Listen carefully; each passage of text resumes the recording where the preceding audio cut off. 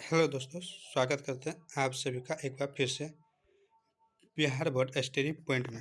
दोस्तों, आज के इस इम्पोर्टेंट वीडियो में हम डिस्कस करने वाले हैं बिहार बोर्ड 12th क्लास के हिंदी के चैप्टर नंबर 8 से रिलेटेड जितने भी क्वेश्चन बनते हैं दोस्तों, उसमें से हम टॉप 30 क्वेश्चन लेकर आए हैं। दोस्तों, यहाँ पे देख सकते हैं उत्तर सहित यहाँ पे इन क्वेश्चन को लेकर आए हैं।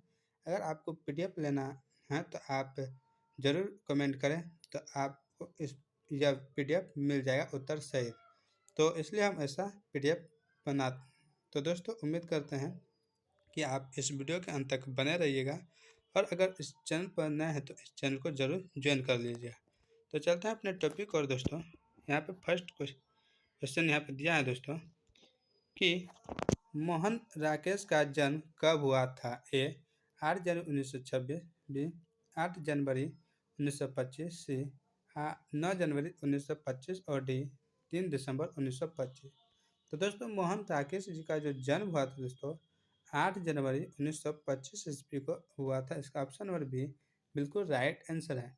दोस्तों, हम यहाँ पे जो है स्टार पॉइंट बनाते जाएंगे, जो मोस्ट इम्पोर्टेंट क्वेश्चन हो, जो दोस्तों पूछे गए हैं और जो पूछने की संभावना है, तो इसलिए उसको आप ध्यान से देखिएगा और या तो स्क्रीनशॉट ले लीजिएगा, नहीं तो अपनी नोटबुक पर नोट कर लीजिएगा। तो चलते हैं नेक्स्ट क्वेश्चन की ओर। दोस्तों, नेक्स्ट क्वेश्चन यहाँ पे दिया है दोस्तों कि मोहन राकेश का निधन कब हुआ। ए 2 दिसंबर 1971, बी 3 दिसंबर 1972, सी 3 जनवरी 1972 और डी 8 जनवरी 1973। तो मोहन राकेश जी का जो निधन हुआ था दोस्तों, यानी कि निधन मतलब मृत्यु जो हुआ है दोस्तों, इनका मृत्यु 3 दिसंबर 1972 ईस्वी को हुआ था। इसका ऑप्शन नंबर बी बिल्कुल राइट आंसर है। नेक्स्ट क्वेश्चन यहाँ पे दोस्तों दिया हुआ है कि मोहन राकेश जी का जन्म कहाँ हुआ था। ए दिल्ली में, बी लाहौर, सी अमृतसर और डी पटना।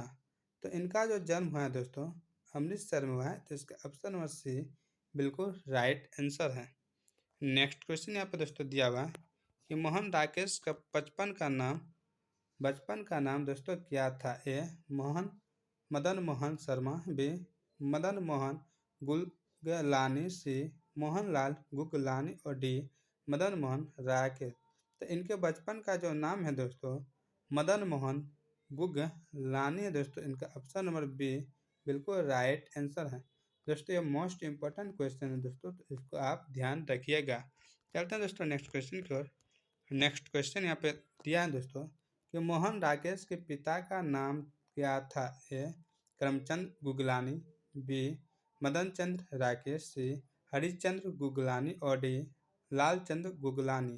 तो मोहन राकेश जी के पिता का जो नाम था दोस्तों करमचंद गुगलानी था। इसका ऑप्शन और ए बिल्कुल राइट आंसर है। नेक्स्ट क्वेश्चन यहाँ पे दोस्तों दिया हुआ है कि मोहन राकेश की माता का नाम दोस्तों था। ए विद्यापति, बी बच्चन कौर, सी सरस्वती देवी और डी कमला देवी। तो मोहन राकेश जी के जो बचपन का यानी माता का नाम था दोस्तों वह बच्चन कौर था। इसका ऑप्शन नंबर बी बिल्कुल राइट आंसर है। नेक्स्ट क्वेश्चन यहाँ पे दोस्तों दिया हुआ है, कहा दोस्तों मोहन राकेश ने किस विषय में MA किया। ए संस्कृत व हिंदी, बी अंग्रेजी व हिंदी, सी संस्कृत व अंग्रेजी और डी हिंदी व उर्दू। तो मोहन राकेश जी MA जो किए हैं दोस्तों वह संस्कृत और हिंदी विषय में किए हैं। इसका ऑप्शन नंबर ए बिल्कुल राइट आंसर है। नेक्स्ट क्वेश्चन यहाँ पर दोस्तों दिया हुआ है, मोहन राकेश ने हिंदी में MA कहाँ से किया। ए लाहौर विश्वविद्यालय, बी दिल्ली विश्वविद्यालय, सी ओरिएंटल कॉलेज जालंधर और डी पटना विश्वविद्यालय। तो MA जो किया है दोस्तों हिंदी में मोहन राकेश जी वो ओरिएंटल कॉलेज जालंधर से किया है। इसका ऑप्शन नंबर सी बिल्कुल राइट आंसर है दोस्तों। और मोस्ट इम्पोर्टेंट क्वेश्चन ये दोस्तों है, इसको आप ध्यान रखिएगा। नेक्स्ट क्वेश्चन यहाँ पे दोस्तों दिया हुआ है, 1962 में मोहन राकेश किस पत्रिका के संपादक बने। ए धर्मयुग, बी सारिका, सी हंस और डी कल्पना। तो 1962 में जो ये प्रकाशित किया दोस्तों मोहन राकेश जी अपना पत्रिका, वो दोस्तों है सारिका। इसका ऑप्शन नंबर बी बिल्कुल राइट आंसर क्या सारिका। नेक्स्ट क्वेश्चन यहाँ पे दोस्तों दिया हुआ है कि मोहन राकेश का प्रमुख कहानी संग्रह कौन सा है? ए. अंधेरे बंद कमरे, बी. इंसान के खंडहर, सी. लहरों के राजहंस और डी. आधे अधूरे। तो मोहन राकेश का जो प्रमुख कहानी संग्रह है दोस्तों वह है इंसान के खंडहर। इसका ऑप्शन नंबर बी बिल्कुल राइट आंसर है। और दोस्तों मोस्ट इम्पोर्टेंट क्वेश्चन यह है। चलते हैं दोस्तों नेक्स्ट क्वेश्चन की ओर। नेक्स्ट क्वेश्चन यहाँ पे दोस्तों दिया हुआ है, अषाढ़ का एक दिन नाटक कब प्रकाशित हुआ? कौन सा दोस्तों? अषाढ़ का एक दिन। ए 1956, बी 1958, सी 1960 और डी 1963। तो अषाढ़ का एक दिन नाटक है दोस्तों, यह लिखा गया है किसके द्वारा? तो मोहन राकेश के द्वारा दोस्तों, मोहन राकेश के द्वारा। फिर से दोस्तों, मोहन राकेश के द्वारा यह लिखा गया। और कब लिखा गया दोस्तों? तो 1958 ईस्वी में प्रकाशित हुआ। इसका ऑप्शन नंबर बी बिल्कुल राइट आंसर है। चलते हैं दोस्तों नेक्स्ट क्वेश्चन की ओर। नेक्स्ट क्वेश्चन यहाँ पे दोस्तों दिया हुआ है। दोस्तों नेक्स्ट क्वेश्चन कह रहा है कि मोहन राकेश का प्रसिद्ध नाटक लहरों के राजहंस किस वर्ष प्रकाशित हुआ? तो लहरों के राजहंस दोस्तों मोस्ट इम्पोर्टेंट क्वेश्चन है। तो यह दोस्तों किस वर्ष प्रकाशित हुआ? ए 1963, बी 1961, सी 1965 और डी 1967। तो यह दोस्तों लहरों का राजहंस जो है 1963 ईस्वी में प्रकाशित हुए हैं दोस्तों। इसका ऑप्शन नंबर ए बिल्कुल राइट आंसर है। नेक्स्ट क्वेश्चन यहाँ पे दोस्तों दिया हुआ है कि आधे अधूरे नाटक, क्या दोस्तों? आधे अधूरे नाटक दोस्तों कह रहा है किस वर्ष प्रकाशित हुआ? ए 1967, बी 1968, सी 1969 और डी 1970। तो दोस्तों यह 1969 में प्रकाशित हुआ है। इसका ऑप्शन नंबर सी बिल्कुल राइट आंसर है। नेक्स्ट क्वेश्चन यहाँ पे दोस्तों दिया हुआ है, कह रहा है मोहन राकेश की अंतिम कहानी संग्रह कौन सी है? मोस्ट इम्पोर्टेंट क्वेश्चन है दोस्तों, मोस्ट इम्पोर्टेंट। ए बारिश, बी फौलाद का आकाश, सी नए बादल और डी एक और जिंदगी। तो मोहन राकेश के द्वारा जो लिखा गया अंतिम संग्रह कहानी संग्रह दोस्तों वह है बारिश। इसका ऑप्शन नंबर ए बिल्कुल राइट आंसर है।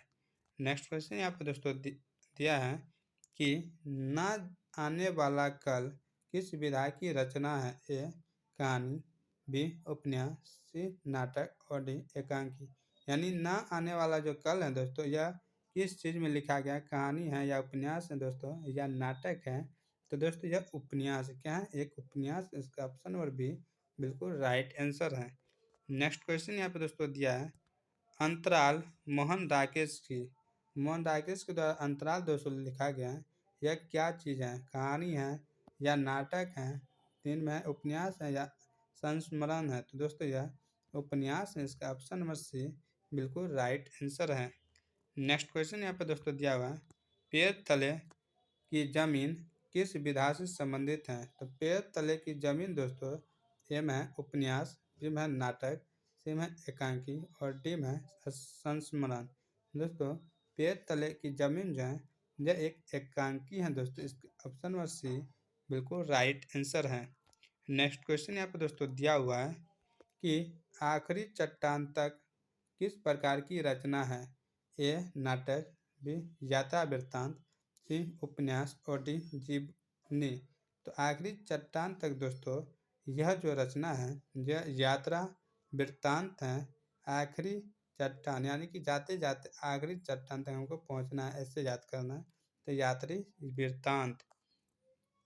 नेक्स्ट क्वेश्चन यहाँ पे दोस्तों दिया है कि मोहन राकेश द्वारा अनुदित कृति कौन सी है? ए समय सारथी, बी मोहन राकेश की डायरी, सी मृच्छकटिकम और डी परिवेश। तो मोहन राकेश द्वारा जो अनुदित कृति है दोस्तों मोस्ट इम्पोर्टेंट क्वेश्चन है दोस्तों, यह कृति है मृच्छकटिकम दोस्तों। इसका ऑप्शन नंबर सी बिल्कुल राइट आंसर है। नेक्स्ट क्वेश्चन यहाँ पे दोस्तों दिया है समय सारथी किस विधा से संबंधित हैं? ए नाटक, बी उपन्यास, सी जीवनी संकलन और डी कहानी। तो समय सारथी हैं दोस्तों यह जीवनी संकलन से संबंधित है। इसका ऑप्शन नंबर सी बिल्कुल राइट आंसर है। नेक्स्ट क्वेश्चन यहाँ पे दोस्तों दिया हुआ है। नेक्स्ट क्वेश्चन कह रहा है दोस्तों मोहन राकेश को किस आंदोलन का प्रमुख हस्ताक्षर माना जाता है? ए नई कविता आंदोलन, बी नई कहानी आंदोलन, सी प्रयोगवाद और डी प्रगतिवाद। तो दोस्तों मोहन राकेश को जो प्रमुख हस्ताक्षर के रूप में जो माना जाता है दोस्तों वह नई कहानी आंदोलन के रूप में माना जाता है। इसका ऑप्शन नंबर बी बिल्कुल राइट आंसर है। नेक्स्ट क्वेश्चन यहाँ पे दोस्तों दिया हुआ है। नेक्स्ट क्वेश्चन का है दोस्तों कि मोहन राकेश को किस क्षेत्र में जयशंकर प्रसाद के बाद सबसे बड़ी प्रतिभा माना जाता है। तो पहले कौन है दोस्तों, जयशंकर प्रसाद, और इसके बाद सबसे बड़ी प्रतिभा यानी दूसरे स्थान का कौन है, यह कहानी के क्षेत्र में माना जाता है। बी उपन्यास, सी नाटक और डी आलोचना। तो दोस्तों मोहन राकेश को जो है जयशंकर के बाद जिस क्षेत्र में सबसे ज़्यादा प्रतिभा माना जाता है दोस्तों वह है नाटक। तो नाटक में यह दूसरे स्थान पर, इसका ऑप्शन नंबर सी बिल्कुल राइट आंसर है। नेक्स्ट क्वेश्चन यहाँ पे दोस्तों दिया हुआ है, कह रहा है मोहन राकेश को हिंदी का आधुनिक रंगमंच किस रूप में मानता है। ए अभिनेता, बी प्रेरणा पुरुष, सी निर्देशक और डी शिक्षक। तो इनको दोस्तों प्रेरणा पुरुष के रूप में माना जाता है। इसका ऑप्शन नंबर बी बिल्कुल राइट आंसर है। नेक्स्ट क्वेश्चन यहाँ पे दोस्तों दिया है कि मोहन राकेश जो है दोस्तों किस शोध कार्य से जुड़े थे। ए नाटक में सही शब्द की खोज, बी नाटक में संवाद कला, सी नाटक का इतिहास और डी रंगमंच की परंपरा। शोध मतलब उससे जुड़े जितने भी खोज हैं दोस्तों, शोध मतलब खोज, उसमें क्या क्या सही होना चाहिए, क्या गलती है उसको सुधारना चाहिए।